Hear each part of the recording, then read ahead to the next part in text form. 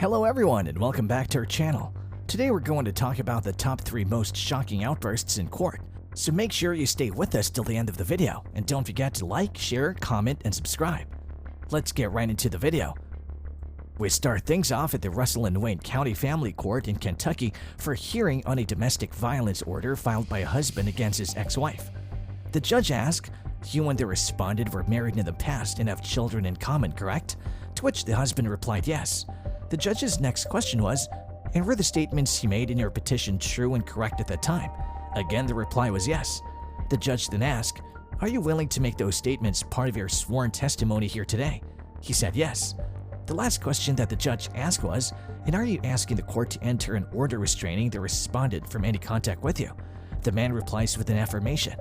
Then the judge said, "I've taken your statements in your petition as part of your testimony, but I need you to tell me briefly, in your own words, what happened to cause you to ask for a domestic violence order." Then the husband began narrating his story. He said that things had been escalating since the beginning of the year. He went on to add that Melissa, his wife, had a couple of MIWs and a couple of arrests as well. MIWs are mental inquest warrants that are recommended for people who may harm themselves or others. He continued by adding that she got out of jail in April, and as she was continuing, his wife interrupted him and uttered swear words. The judge warned her, but she said she didn't care. Wow!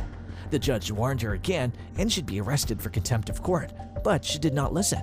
So the judge became frustrated and ordered that she serve 10 days in contempt of court. But, guess what happened next? She ran and pounced onto the judge. Yes, you heard it right. She literally ran and jumped on the judge. The officers tried to get her off, but it was very difficult. She started screaming and swearing and had a very bad outburst. She even threatened the judge and told her to wait and see what happens. After spending nearly 5 months in jail, Melissa Hardwick pleaded guilty to intimidating a participant in a legal process. She avoids any further jail time by agreeing to a court-ordered diversion or rehabilitation program for 5 years. The judge said that the emergency protective order will remain in place with no contact. Before we hit the courtroom for our next story, we're going to take you back to the beginning of the defendant's journey. We're in Springfield, Ohio, and the owner of John's Drive-Thru is closing up shop for the night. A man approaches from the back. The owner spots him on the security camera feed. Suddenly, everything is chaotic. Everything is a blunder. They're gunshots. This is how the conversation between the owner and a 911 operator went. 911 operator on phone. 911 emergency? Yeah, this is John's Drive-Thru, West Main Street. A guy just tried to rob me and I shot him. He ran out the back door. 911 operator on phone. Okay, is he injured? I think I hit him. With help from the store's security camera footage and a tip from a local hospital that treated a man for multiple gunshot wounds, police identified the suspect as Ricky Hand, a known career criminal.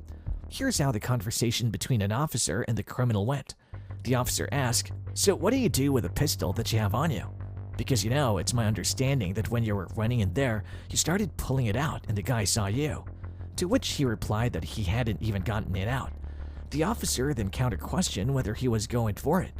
The criminal then replied that he didn't even take it out, that he didn't even brandish it. He then said that he got shot regardless. The officer said, "Well, I think he's well aware that you've been robbing places at gunpoint or something like that." But the man interrogated him and said, "I never robbed anybody. That's the first I've ever done." The officer said, "Now, hang on a second. Now, you and I have been straight with each other." The man agreed. The officer said that he knew there was more to that. He said, "Well, he saw you. That's why he shot you." Hand is indicted on 30 charges connected to a string of business break-ins at gunpoint. He confesses to a series of armed robberies. The officer continued that there have been probably a half dozen or more robberies. Now you're looking at John's, you're looking at this break-in, this beauty salon. Hand replied that that's all he's ever done. The officer then said, "The beauty salon is a bonus because I didn't even know anything about that, and you told me that." Hand then realized that he'd been caught and that he was going to prison for a long time. Now Hand sits in a Clark County courtroom in Ohio where a judge has just handed down his sentence.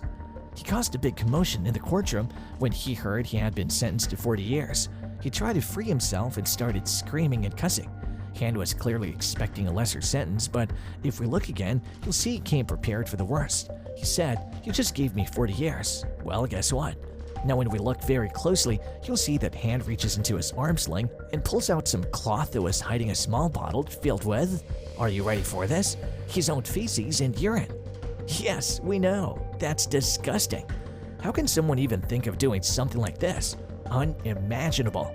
People scruffled and started screaming. Well, obviously, duh. Ricky Hand lands in even more trouble for the feces flinging attack. In addition to his previous charges, he now faces charges of harassment with bodily fluids, obstructing justice, and retaliation. Liking the video so far? Then don't forget to like, share, and subscribe to our channel for more. Let's head to Jefferson Circuit Court in Louisville, Kentucky. This is the matter of Adam Satterley. This is 36-year-old Adam Satterley. Satterley's in court today on a bond hearing related on drug charges. He's appearing before Circuit Judge Ole Stevens, heard off camera. The judge overruled the motion to dismiss. Adam looked furious. Satterley's attorney warns his client to stay calm after hearing the bad news. The judge asked the officer to take Adam into custody. Judge Stevens has revoked Satterley's bond, meaning Satterley will return to custody. And suddenly, there's a big yell coming from Adam's side. He was swearing and cussing, but that seemed to have been overlooked. The judge seemed to be done for the day. However, it then seemed like the judge had some unfinished business with Satterley. He calls him and asks him if he has anything to say to him. Satterley replies and says that the yelling wasn't at him, it was for his brother. But of course the judge doesn't buy it. He says, well, I'll tell you what, I'm going to hold you in contempt of court for having said that, and you don't speak those words here. That word particularly, you don't use that word. I will give you 60 days for having used that word. I'm holding you in contempt right now for having done it in this courtroom.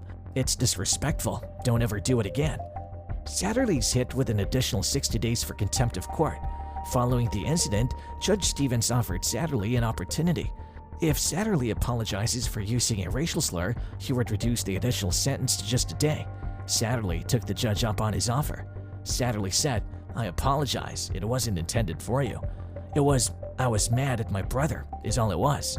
But the judge said, well, you can have a seat. I'll say this.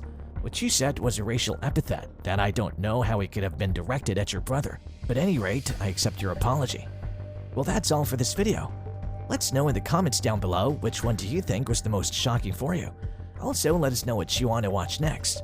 If you enjoyed watching this video, don't forget to like, comment, share, and subscribe. See you next time. Bye!